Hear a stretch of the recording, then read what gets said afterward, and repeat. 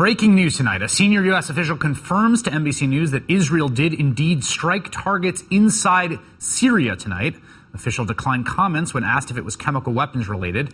Joining me now, NBC News Chief Foreign Affairs Correspondent Andrea Mitchell. Andrea, what do we know about this strike and when it happened and what the intent was and whether the Americans knew beforehand? It's not clear whether the Americans knew beforehand, Chris, but whether they yellow-lighted it or green-lighted it, they will deny knowledge beforehand. What we do know is that several sources are now telling us from U.S. official sources that Israel did on Friday strike against targets believed to be connected to delivery systems for chemical weapons. That it's not clear whether or not Israeli airplanes crossed into Syrian airspace, but these were targets apparently that were involved in weapons that were being delivered to Lebanon, and that is something that Israel has said that they would prevent happening.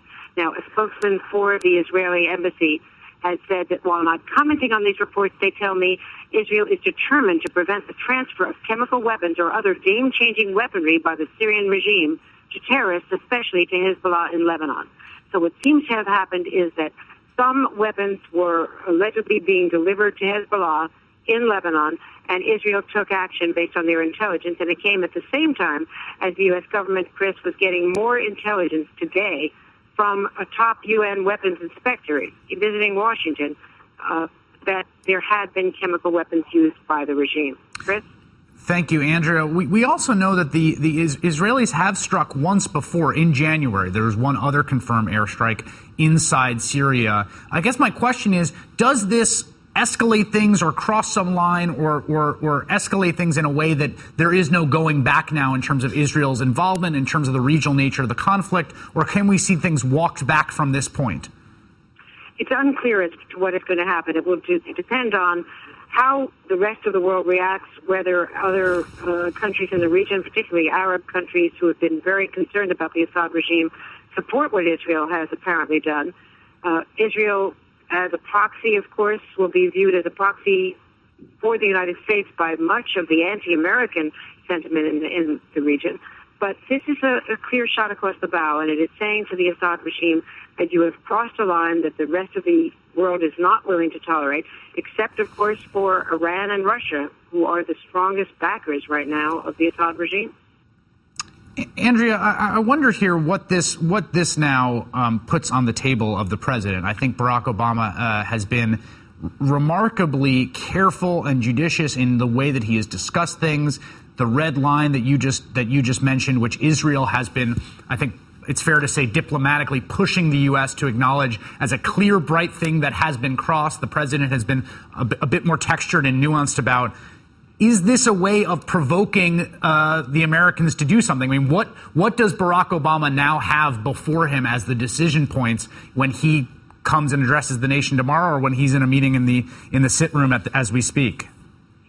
It's really a very complex relationship because Israeli officials, Michael Oren, the U.S. ambassador to Israel, was on MSNBC with me last week, very eager to say that Israel was not pushing the U.S. into action.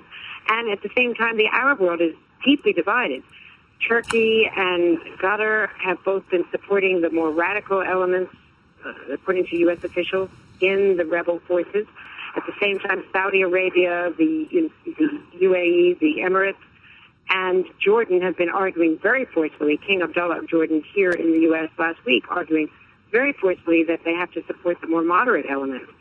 Only today, Richard Engel on the Turkish border interviewed General Idris, who is the head, the military leader of the Syrian forces, who the U.S. now believes, according to the CIA and other intelligence experts, are more moderate, are less Islamist, are more secular. And that has been the hope of the administration. They were hoping to either arm them or get weapons to them or better training to them and not put Americans on the ground. Also, we should point out John Kerry, the Secretary of State, is going to Moscow on Monday. That is a very important play, but all of the international experts I've spoken to, ambassadors from other countries, are saying that there is no way that Vladimir Putin is going to back away from the Assad regime. So with the support of Iran, with the support of the really tough al-Nusra Front, who is supported by al-Qaeda factions, and the support of Russia, it's right now the balance of power is more or less with the regime. What Israel has done today, though, may change the balance of power. This is a very strong warning to Assad. Our understanding from U.S. officials, and again, this is preliminary reports, so we are taking this from unnamed officials, which are reports that I think there's always a little bit of grain of salt that we should approach this with. But the unnamed officials, the U.S. officials, told NBC News that it was believed that the weapons that were striked were actually on their way out, right, from Syria to Lebanon to Hezbollah, and there's been a lot of concern growing, particularly among not just Israel, but other players in the region, the U.S., about Hezbollah increasing involvement in the war that's happening in Syria. Exactly. And one of the big concerns has been Scud missiles. We know that Scuds can reach not only Israel, but also American forces, NATO forces in Turkey. The Scuds have quite a range. And Syria has a huge arsenal of weaponry and of chemical weapons. So if there were a concern that Scuds that could deliver chemical weapons to Israel via Lebanon, that would be a play that Israel would take. Israel has made it very clear that they are not going to hesitate to take what they say is defensive action against any use of chemical weapons. There was a really interesting bit of reporting from Eli Lake in the Daily Beast about the chemical weapons and our knowledge of it in Syria. And it suggested that we actually, U.S. intelligence and even Israeli intelligence, doesn't have a great sense of where the chemical weapons are. You got to wonder what the next step is here. Like how keyed in are U.S. intelligence officials to what targets there are to strike if strikes are going to happen, or is everyone flying blind here? I would not say that they're flying blind, but the problem with chemical weapons, obviously, is you can't hit the chemical weapons depots themselves without risking a worse contamination. So you have to, if you're going to have a military plan, and we have military plans on the shelf, the U.S. does, and certainly the Israelis do, you have to hit the delivery systems or the troops that are going to arm the weapons and actually launch them. So you have to hit targets that are associated with chemical weapons, but not the chemicals themselves. And one of the problems, of course, has also been the mobility of this. And the president had said back in August that he would not permit the Assad regime to cross that red line.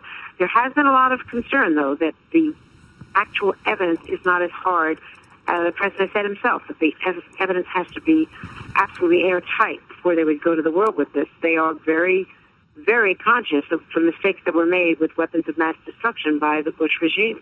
And the president also has been very cautious, not just in verifying this intelligence, which as you've been discussing on your program, Press Secretary Carney and the president himself, when he took to the podium earlier, saying basically the red line is not just necessarily the confirmation of a one-time use or the appearance of weapons, but actually something like their systematic deployment. They've been very clear about where that red line is.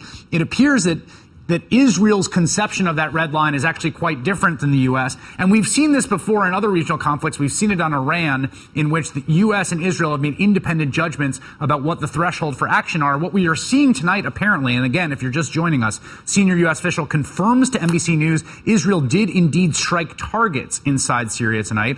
Official declined comments whether it was chemical weapons related. What we are seeing this evening is Israel going ahead and acting on their threshold before the U.S., or we don't know whether with the tacit approval of the U.S. or not, but certainly before the U.S. has acted. Well, what we are hearing in this very carefully worded statement from Israel is a non-denial denial and confirmation that they would stop any weapons that they thought were heading to Lebanon and Hezbollah. That can be taken as confirmation from the Israelis that indeed something has happened and that it did involve what they claimed, at least, were weapons that were intended for hostile forces inside Lebanon. Hezbollah, of course, a Shia militia and political force inside Lebanon that has been allied quite strongly with the Assad regime, has been increasingly fighting in the conflict in Syria, which, let's remember, began as a small nonviolent resistance in the Arab Spring, has become, because of the violence by the state and suppression on the rebels, has become an armed resistance. That armed resistance has now grown into a regional conflict increasingly. There has been tremendous concern about where this is all headed. And tonight, right now, we have news that we may see a very significant escalation. Once again, we are confirming, NBC News, that Israel has struck inside Syria against some weapons target. It is unclear at this point whether it is chemical weapons related. There is some reporting indicated that it was believed, a U.S. official saying it was believed it was a shipment of weapons headed for Hezbollah in Lebanon. Andrea Mitchell, are you expecting, the president right now is in Costa Rica. He's been on this trip. In fact, I believe we do have a little bit of sound from the president earlier today before this news broke, talking about his approach to Syria. Do we have that? Can we play that? As a general rule, I don't rule things out as commander-in-chief because circumstances change, and you want to make sure that I always have the full power of the United States at our disposal to meet American national security interests. Having said that, I do not foresee a scenario in which boots on the ground in Syria, American boots on the ground in Syria, would not only be good for America, but also would be good for Syria. And by the way, when I consult with leaders in the region who are very much interested in seeing President Assad leave office and stabilizing the situation in Syria, they agree with that assessment. Andrea Mitchell in Washington, thank you so much for joining us with this breaking news.